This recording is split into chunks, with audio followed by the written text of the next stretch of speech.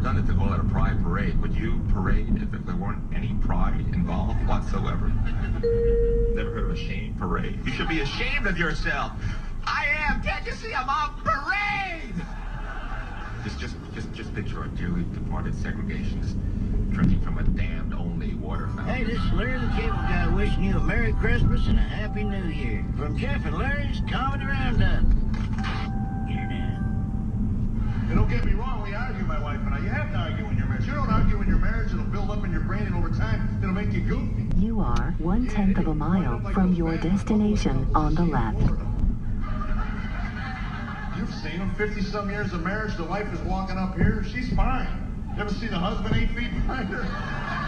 Poor guy's all hunched over, he's vibrating. Always telling me what to do, man.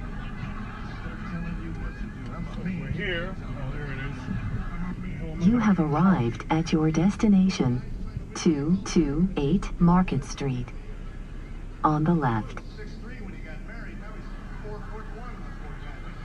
Weighed down by half a century of apathy. Toilet seat up by one, I'll leave it toilet seat.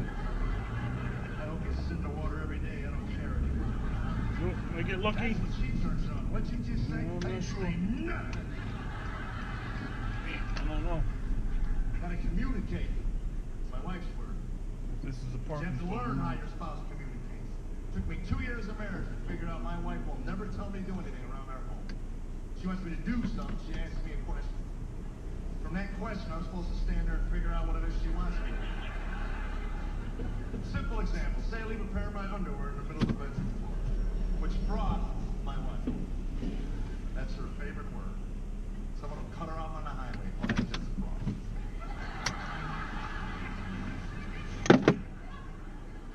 And if I'm not frosting her, I'm driving her up a wall. That's another one. Kids will come in. Where's mom? She's up the wall with frostbite. That's all I know. And I believe she had it. You won't believe what put her there, son. It was that pair of underwear in the middle of the bedroom floor. You, my man, was the most powerful pair of cotton in the world. Not only defies gravity, but to change temperatures. And they're mine. So I leave my drawers in the middle of the room. Would my wife come to me and say to me, pick those up? Would she say it? No. 3 words, pick those. No, I... Here I am at Sonny's. Can't believe I drove all the way from Delaware to downtown Philadelphia just to go to Sonny's famous steak and cheese. Well, this is my first steak and cheese since I've been here. 4 months later, we finally made it. And this is it. Just unwrapped my Sonny's steak and cheese.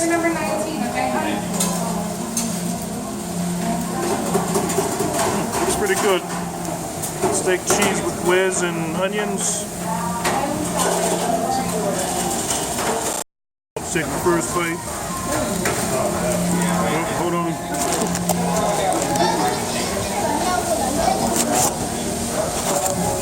Okay, this is my first bite.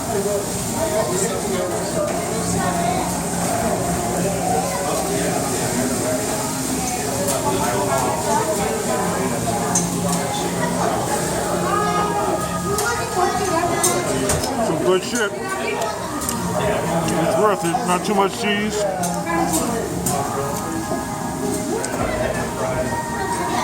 Good stuff. I'm gonna put this down.